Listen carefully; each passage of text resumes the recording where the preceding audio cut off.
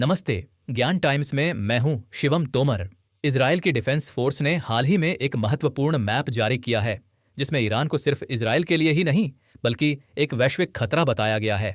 Israel का मानना है कि ईरान परमाणु हथियार न बना पाए, इसलिए वे उनकी परमाणु परीक्षण साइटों और शीर्ष वैज्ञानिकों को निशाना बना रहे हैं।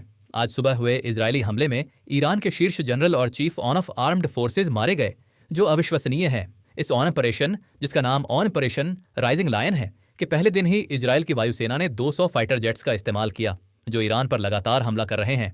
इजराइल इस समय एक सूचना युद्ध, इंफॉर्मेशन वॉरफेयर की मास्टर क्लास दिखा रहा है। उन्होंने हमले के तुरंत बाद एनिमेशन और पर्चे जारी कर दुनिया को समझाया कि उन्होंने यह हमला ईरान के परमाणु खतरे को खत्म करने के लिए क्यों किया, जिसे वे दुनिया में आतंकवाद का प्राथमिक राज्य प्रायोजक मानते हैं।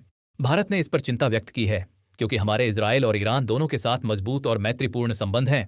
हमारी कोशिश है कि तनाव कम हो, ताकि चाबहार पोर्ट और नॉर्थ साउथ कॉरिडोर जैसे महत्वपूर्ण प्रोजेक्ट्स पर काम जारी रह सके। इजराइल ने साफ कर दिया है कि ईरान पर हमला हवा, जमीन और पानी तीनों जगह से होगा।